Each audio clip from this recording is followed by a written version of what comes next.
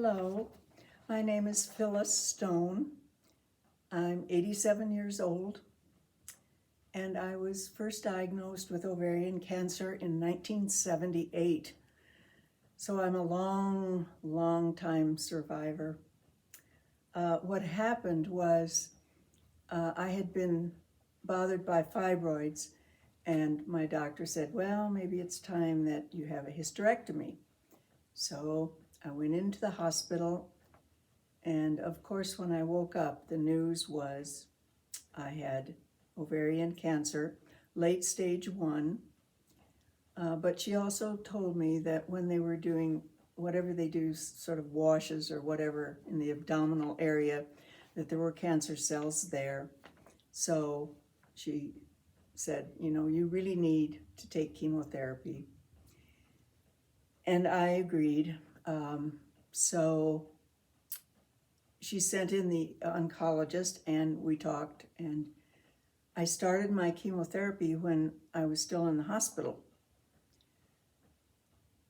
And that was a very difficult experience because I got very sick. And I had a roommate who was so worried about me. And I can see why, because I could barely talk. So I got over that, and I thought, well, in 3 weeks, when I go again, I'll feel better. It won't be so hard. So I took that treatment, and the same thing again. And at that time, there weren't as many things to give to help you to keep from getting so sick. So I thought about it, and I decided I'd talk to my doctor, and I'd ask him if I came once a week instead of every 3 weeks, if I could have less drug and see if I could tolerate that. And right away he said, okay, let's try that. So we did, and it worked fine. I didn't get sick again from the chemo. Of course, I had lost my hair, had lost weight, but that all came back after the year. So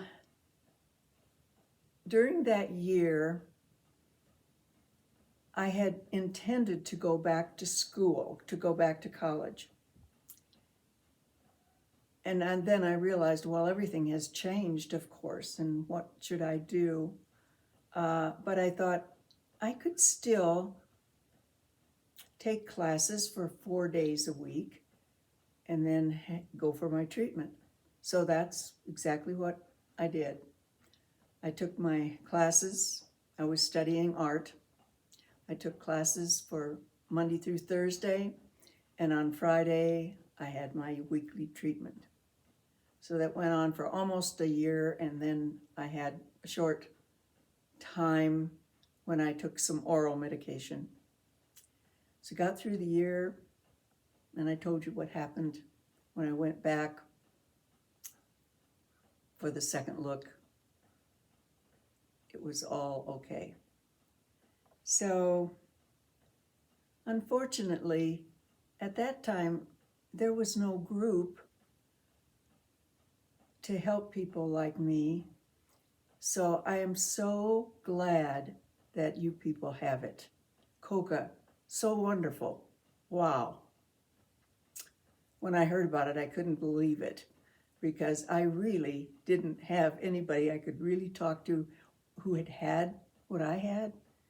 And so I'm just so grateful that you have that we all have it, really.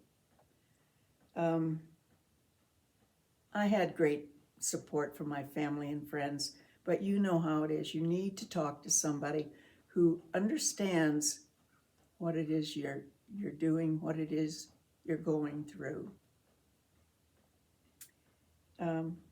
So as far as advice goes, I think I've probably said it already. If you think of things that you think could be different,